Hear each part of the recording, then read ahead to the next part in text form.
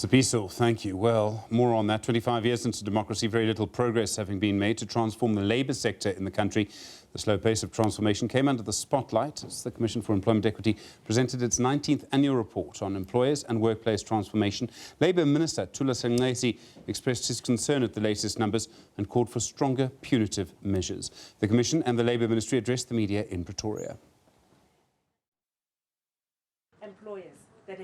The latest employment equity report is themed "Transformation Does Make Business Sense." The findings: 65.5% of positions were still occupied by the white groups, African occupied 15%, Indian group 9.7%, coloureds 5.3%, and foreign nationals 3.4%. Males occupied 76.5% and females just over 23%. White people occupied 69.6% of top positions in the private sector. And we're saying this just says to us, transformation is slow. There's been little transformation in the workplace since the passing of the Employment Equity Act some 20 years ago,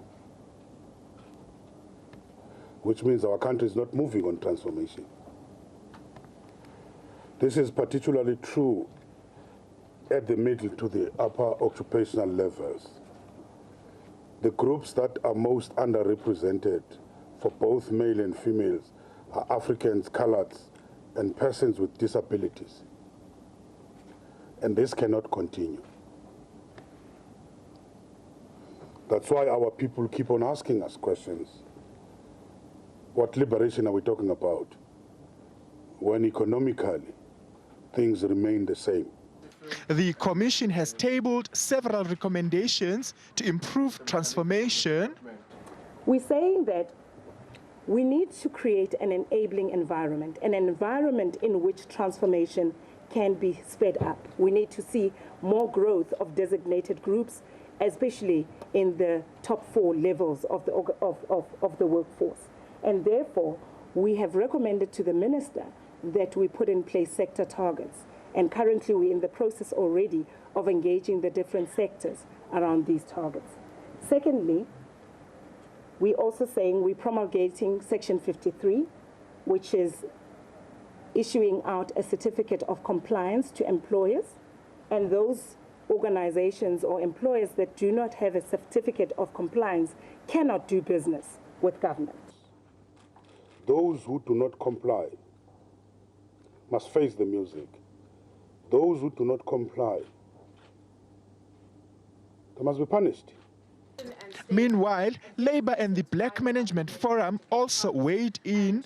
Corruption has constrained our country from moving forward. One, the fact that you are hearing here the Department of Labour doesn't have the necessary inspectors, for instance, because money is being siphoned out and is being used or misused in other wrong things. The private sector itself has enjoyed, and quite quietly so, the benefits of this very same corruption, and yet they are not coming to the fore. There is confidence because the consultations are happening. But there is also some degree of resentment because even in the consultations, the one party is talking to us and there is not enough social dialogue within the companies. The minister has also called for more labour inspectors. BEE certificates will now be compulsory and be part of the amended Section 53 of the Labour Bill. The bill will be retabled before Parliament end of next month to effect the changes. Lindokuhle Dladla, SABC News, Pretoria.